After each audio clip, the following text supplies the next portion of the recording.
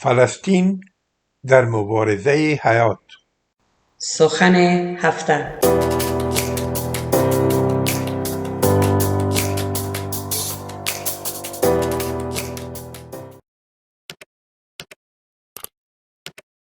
لطفاً به چینل ما مشترک شوید. بیننده های عزیز سلام عرض میکنم. نام نور احمد خالدی است. امروز میخوایم راجع به فلسطین صحبت کنیم، در مورد مبارزه مردم فلسطین برای زندگی. این یک مبارزه حیات و ممات است بر مردم فلسطین که از 7 ماه به این طرف، از 8 ماه به این طرف جریان داره. برای سهولت کار ما سلاید های تهیه کردیم که در بالا در مانیتور شما او را ملاحظه می. خب ما در مطبوعات میخوانیم که در غزه جنگ است. غزه یک منطقه کوچکی در فلسطین است که از 8 ماه به این طرف در اونجا جنگ جریان داره و در این جنگ تا حال در حدود 37,000 نفر از مردم فلسطین به شهادت رسیدن، کشته شدن، که در این جمله ده ها هزار کودک شامل است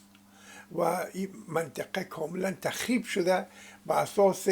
راپورهای بانک جهانی در حدود 18 بیلیون دلار لازم است تا این ترمیم شود، دوباره احیا شود. غزه 365 کیلومتر مربع است و در او 2 میلیون نفر زندگی میکنه. این منطقه به غزه شمالی غزه، دیر البلا، خان یونس و رفح تقسیم شده. از سالها به طرف، از بیش از 25 سال به طرف، غزه توسط اسرائیل محاصره شده. از هوا، بحر و خشکه این هیچ راهی به خارج نداره و این به شکل یک زندان باز توسط اسرائیلیا اداره میشه که هر چیزی که وارد غزه میشه باید از طریق خاک اسرائیل انجام پیدا کنه. و در طول این سالهای گذشته اسرائیل در 2008، در 2012، در 2014، در 2021 بالای غزه حمله کرده و هزاران هزار نفر در غزه کشته شده.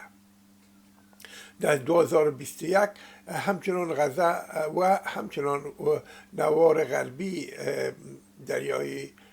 اردن مورد حمله اسرائیل قرار گرفت و در اثر این حملات و این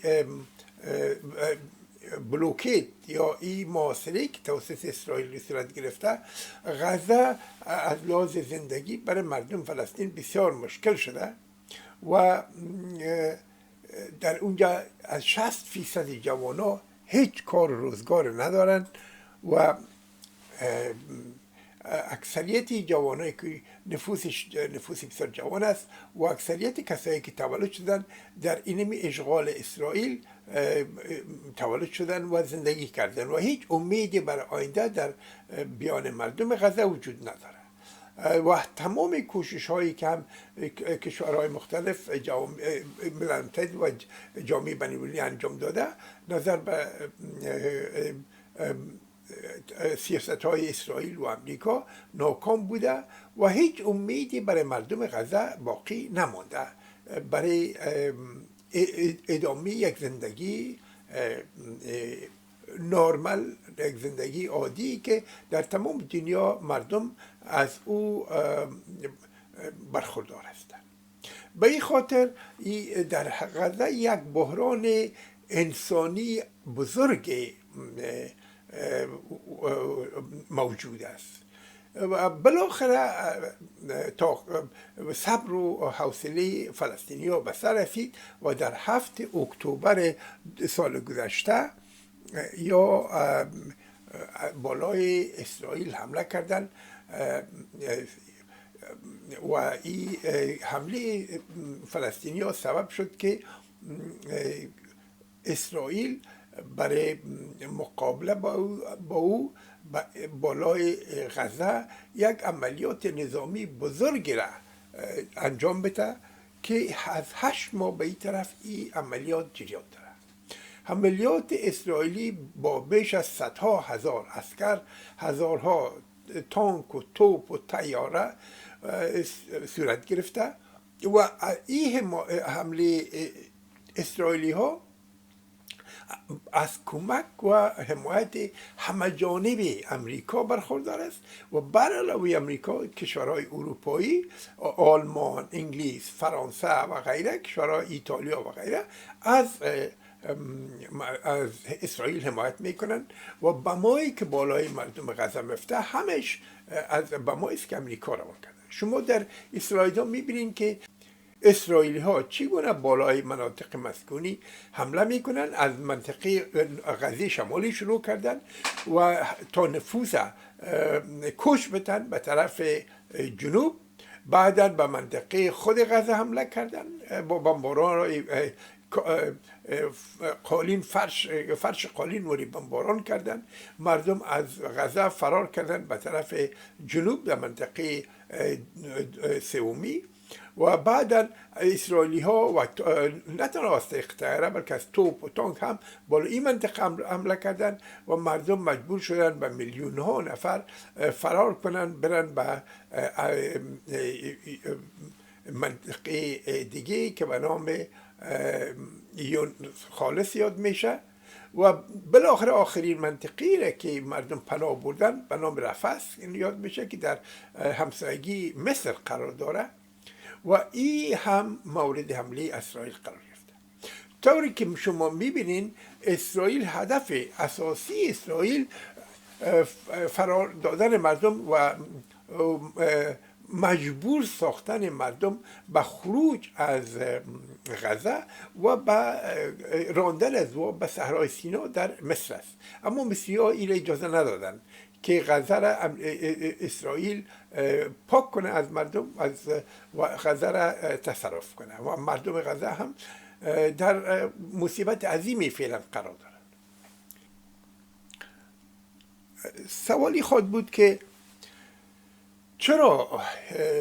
این حالت وجود داره؟ چرا همچون حالتی در غزه و در فلسطین در مجموع وجود داره؟ ما کمی باید به تاریخ منطقه رجوع کنیم، به تاریخ فلسطین رجوع کنیم. فلسطین در تا جنگ جهانی اول از قلمروهای مطبوعه امپراتوری عثمانی بود، اما بعد از جنگ جهانی اول و با شکست و با اضمحلال امپراتوری عثمانی این منطقه به دست انگلیس ها افتاد و انگلیس ها این منطقه را اداره میکردن، زیر قیمومتی که داشتن این مناطق را اداره میکردن. از لحاظ نفوذ در فلسطین، البته میفهمیم فلسطین بین مصر و اردن و لبنان قرار داره، یک منطقه است و از لحاظ نفوذ در اینجا مسلمان ها، اکثریتش فلسطینی های مسلمان، همچنان یهودی ها و همچنان عیسوی ها در اینجا زندگی میکنند. یعنی شهر بیت المقدس شهر مقدس است که برای هر سه مذهب مبدأ پیدایش هر سه مذهب در اینجا صورت گرفته و پیروی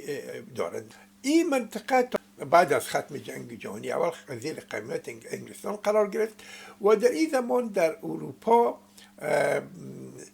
جنبش به نام زایونیزم موومنت ایجاد شد که در 1896 معرفی شده بود توسط تئودور هرزل و این جنبش برای یهودیا در جستجوی یک وطن، یک کشور بودن و هدفشان این بود که در فلسطین برازیا یک کشور ایجاد کنند. به این خاطر شروع کردن یا به تبلیغات و برای تشویق کردن مهاجرت ها را از اروپا به فلسطین، مهاجرت های یهودی هایی که در اروپا زندگی میکردن. خب بعد از اینکه امپراتوری عثمانی سقوط کرد و این منطقه به دست انگلیس افتاد و انگلیس در اینجا یک دکلریشن یا یک اعلامیه به نام بالفور دکلریشن است که در سال 1917 صورت گرفت. بالفور هم وزیر خارجه انگلستان بود و هم زمان هم صدراعظم بوده. این آدم در یک اعلامیه که روان کرد برای جنبش صهیونیستای یهود با او وعده داد که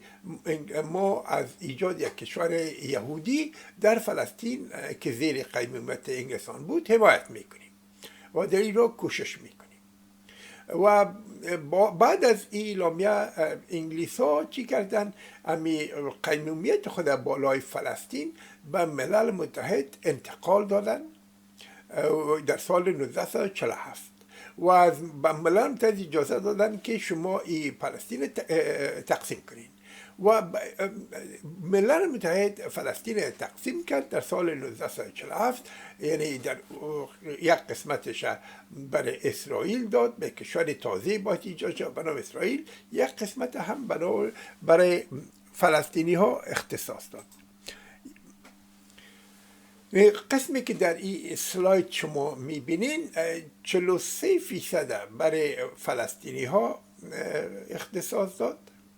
و از لحاظ منطقه، از لحاظ ساحه، و قسمت متباقیش برای اسرائیلی ها اختصاص داد. اما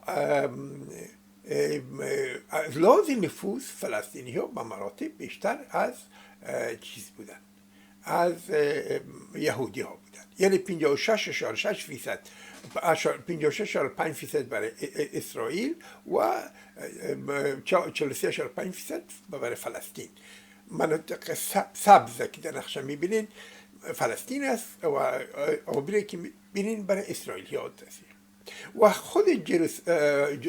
اورشلیم یا جروسلم یا بیت المقدس باعث یک تحت اداره ملل متحد باقی میماند. به این حساب کشور اسرائیل ایجاد شد در 1948 و با ایجاد این کشور جنگ های مهاجرینی که از اروپا آمده بودن در فلسطین و یا همهشون مسلح بودن، گروه های تروریستی ایجاد کرده بودن. یکی از تروریست های معروف از اون مناخم بیگین بود که بعدا صدراعظم اسرائیل شد. یا شروع کردن به حمله بالای فلسطینی ها. مردم فلسطینی کوشش کردن تا از تمام مناطق سرزمین های اجدادی و آبایشان بکشن. مهاجرین یهودی کوشش کردن که تصفیه نژادی کنن، فلسطینی ها را از مناطقشان بیرون کنن و جاش به حساب 750,000 فلسطینی از فلسطین مجبور و فرار شدن به حیث ریفیوجی در لبنان، در غزه، در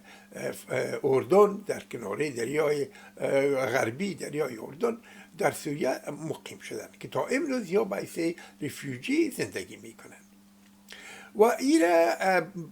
در عربی فلسطینی برای النقبه میگن، یعنی که در ترجمهش است مصیبت بزرگ. و این سبب شد که کشورهای عربی همسایه چیز کنن، در مخالفت با این کار با اسرائیلی ها در جنگ قرار بگیرن و جنگ اول عرب و اسرائیل اینجا صورت میگیره که در سال 1948 است. این اسرائیل از طرف تمام کشورهای اروپایی حمایت میشن، از طرف امریکا حمایت میشن و یا در این جنگ عربا را شکست میتن و تقریبا بعد از این جنگ بسیاری مناطق فلسطین یا اشغال میکنن و در این جنگ است تنها کناری غربی دریای اردن پیش اردن میمانه و غزه در پیش مصر میمانه، ولی بقیه تمام مناطق فلسطین اسرائیل اشغال میکنه. 78% فلسطین اسرائیلی ها اشغال میکنن. و این دامه پیدا میکنه تا زمان 1967 و این در 1967 باز هم اسرائیل بالای کشورهای عربی حمله میکنه، بالای مصر حمله میکنه، بالای سوریه حمله میکنه، بالای اردن حمله میکنه و در این جنگ اسرائیل که بنام جنگ 6 روزه یاد میشه تا حتی تمام صحرای سینا را از مصر اشغال میکنه، مناطق شهر بیت المقدس و کناره غربی دریای اردن که فلسطین است این از اردن اشغال میکنه و همچنان بلندهای گولان از چیز اشغال میکنه، از سوریه اشغال میکنه. بعد از این جنگ هزاران هزار یهودی از اروپا شروع میکنن به مهاجرت به اسرائیل و اکثر این مردم شروع به کمک دولت اسرائیل یا در کرانه غربی دریای اردن و در غزه برای خود نایه ها جور میکنن، پروژه های خانه سازی ایجاد میشه و در مناطق زیادی از وست بانک یا کناره غربی دریای اردن این ستلمنت های یا شهرک های یهودی نشین ایجاد میشه و این شهرک های یهودی نشین با میلیون ها دلاری که توسط از امریکا، نه تنها از دولت امریکا بلکه از توسط سازمان های صهیونیستی که در امریکا فعال هستند یا تمویل میشن برای سرکسازی، برای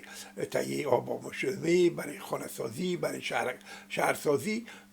این مناطق یا انکشاف میتن که این ادامه پیدا میکنه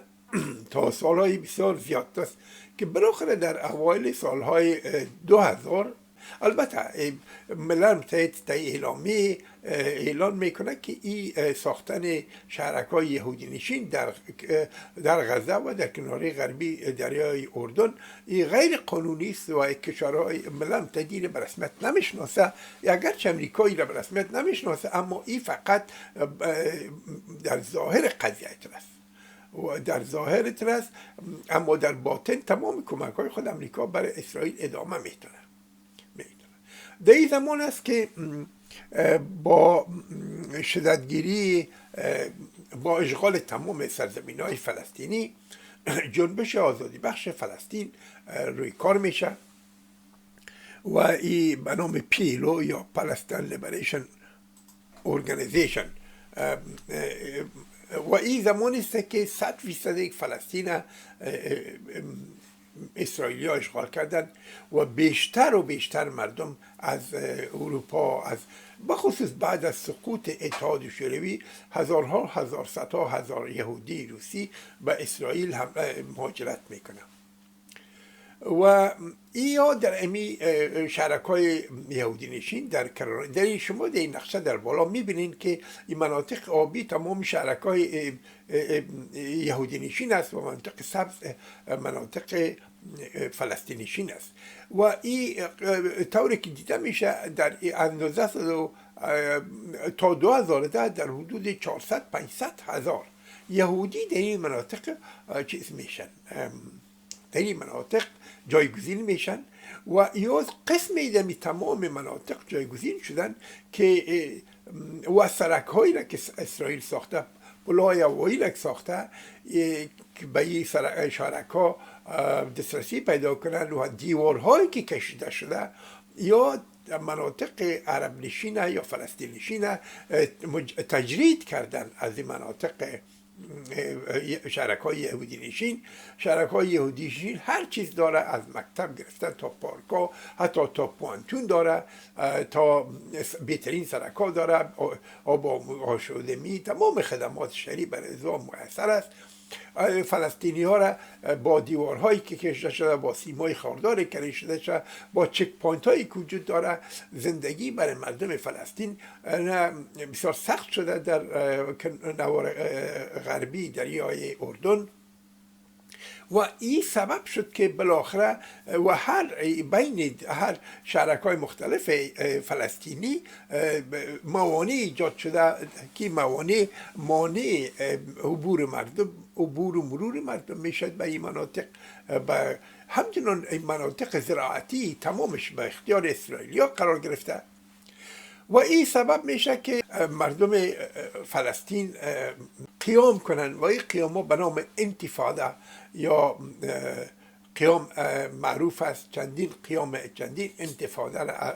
انجام دادن و رهبری زیر جنبش آزادی بخش فلسطین به ریاست یاسر عرفات داشت و بالاخره جامعه بین‌المللی در قسمت نروژ پای خود پیش میمانه و یک معاهده را پیشنهاد میکنه، یک توافق نامه را پیشنهاد میکنه که ایساق رابین صدراعظم اسرائیل و یاسر عرفات قبول میکنن به میانجیگری امریکا. بیل کلینتون دو زمان رئیس جمهوری امریکا بود و این معاهده بین از یا امضا میشه که در این به اساس این بیانیه برای فلسطینیا وعده داده شده که در اینجا در فلسطین دو استیت ایجاد خواهد شد، یعنی فلسطینیا هم دولت خود داشتن در مناطق فلسطین نشینی. اما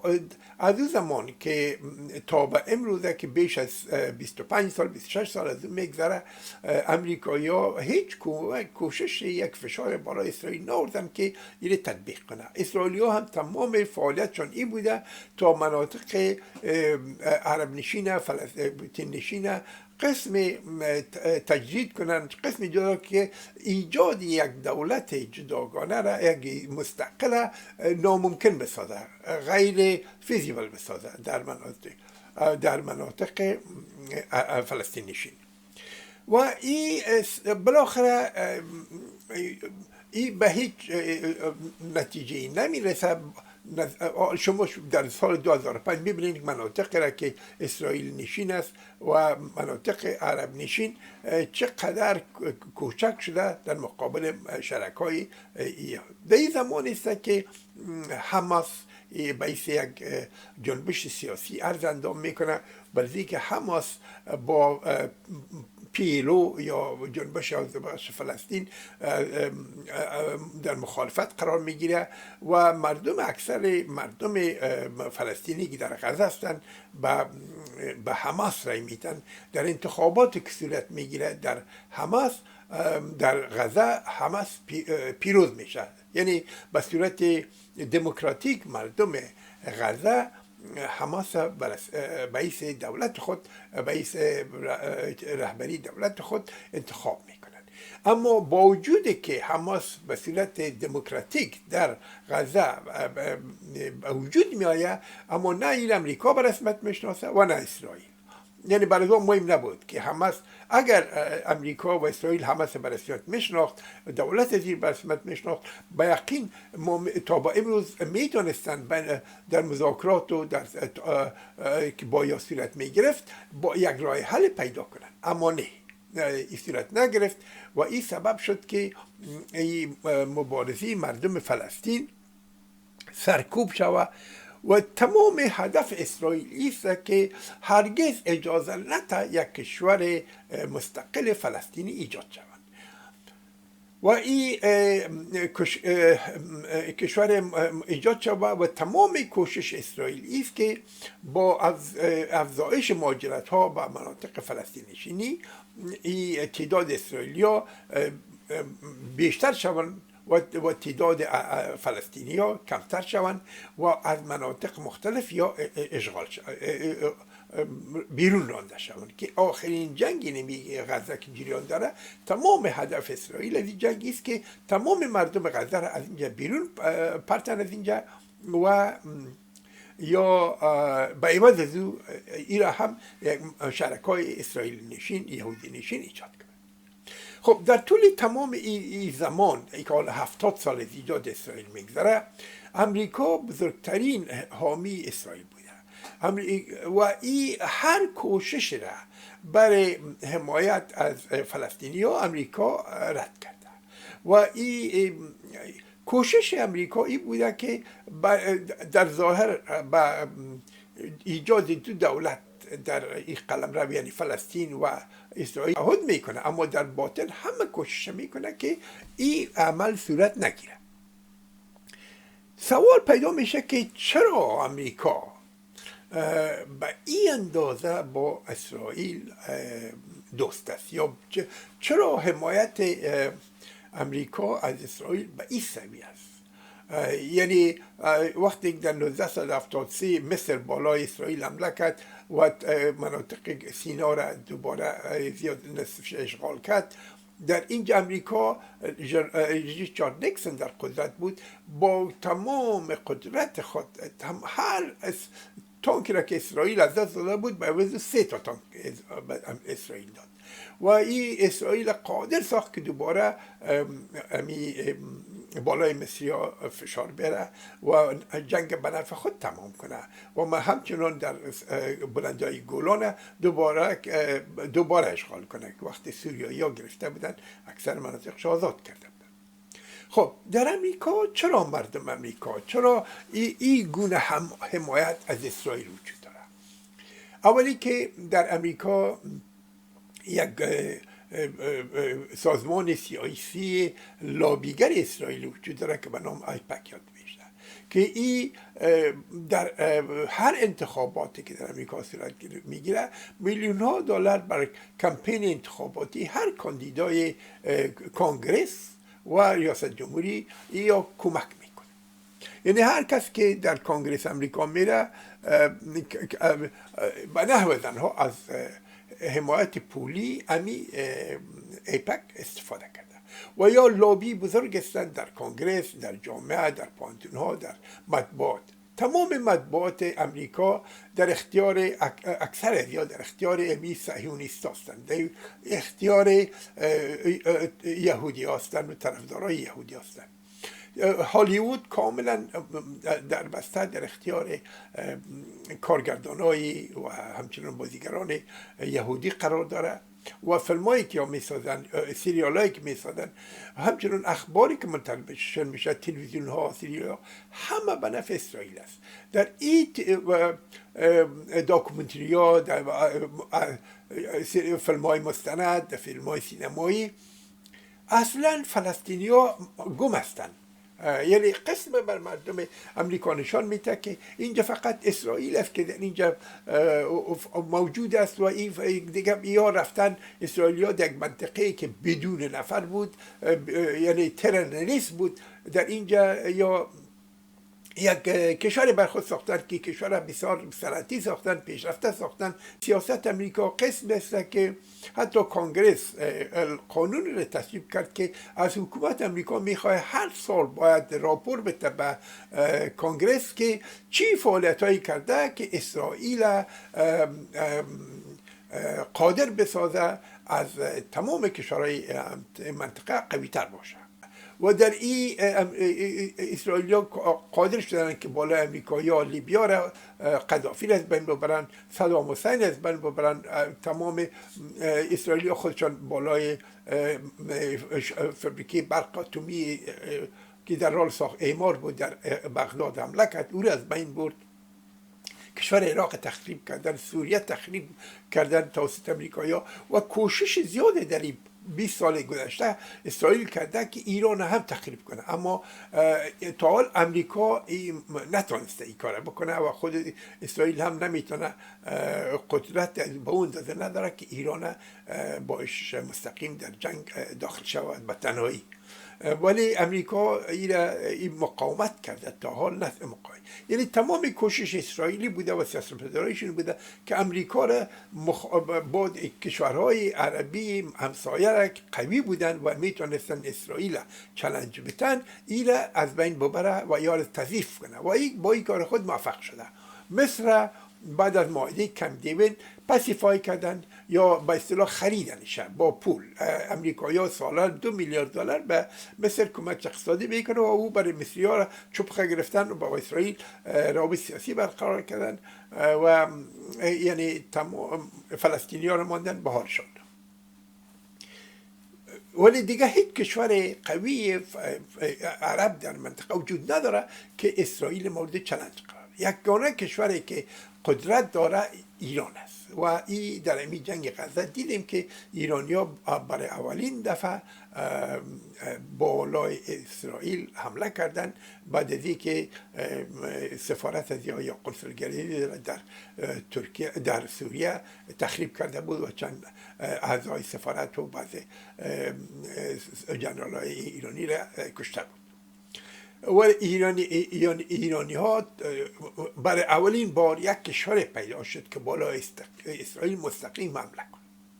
و این حمله را ما دیدیم که چگونه توسط امریکایی‌ها، فرانسوی‌ها، آلمان‌ها، انگلیس‌ها، ایتالوی‌ها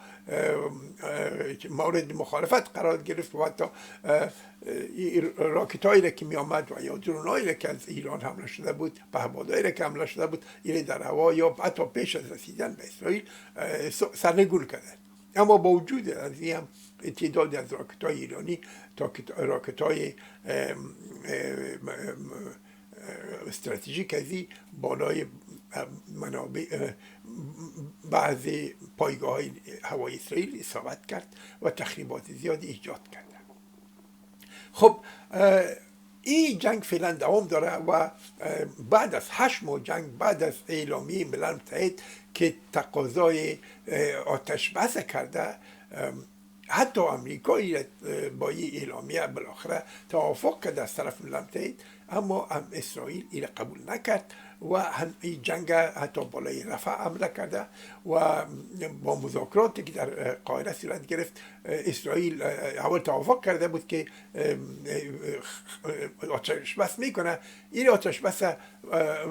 نماینده‌های حماس قبول کردن، اما اسرائیلی‌ها دوباره بالای گپ خود پس گرفتن گپ خود و فعلا جنگ ادامه داره و تمام کوشش این اسرائیل،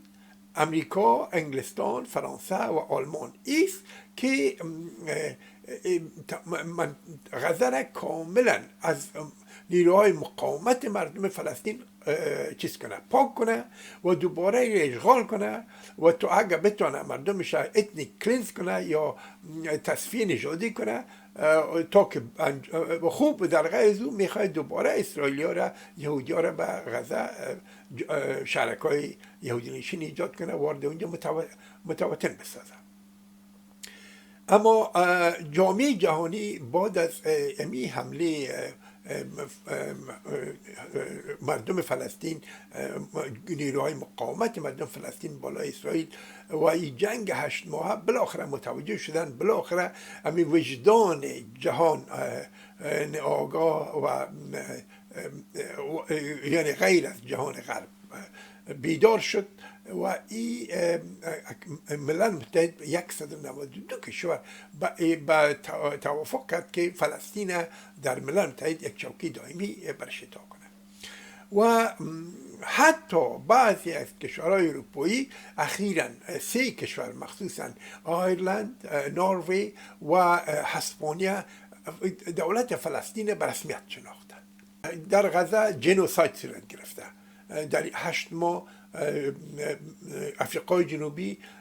اسرائیل به محکمه بین‌المللی عدالت بین‌المللی که از طرف ملل متحد ایجاد شده در اونجا برد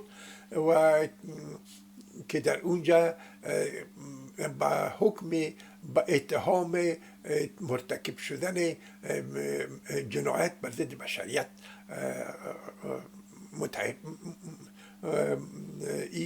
متهم شد اسرائیل و اخیراً گفتیم که محکمه هلند است این صدراعظم اسرائیل نتانیاهو را و وزیر دفاعش متهم به جنایت کرده و ایارا امر توقیف از این تقاضا کرده. ما میبینیم که این بالاخره وجدان بشریت آزاد، وجدان بشریت که از این بی‌عدالتی بزرگ که در 70 سال مردم فلسطین رواج شده این به سطوح آمدن، بالاخره این شروع شده که موج مخالفت با سیاست‌های امریکا و اسرائیل و جهان غرب در مورد فلسطین اوج بگیره و این امید است که ما در آینده یک راه حل با این از این طریق برای مردم فلسطین جستجو شود. و اخیرا پادشاه بحرین دمی چند روز گذشته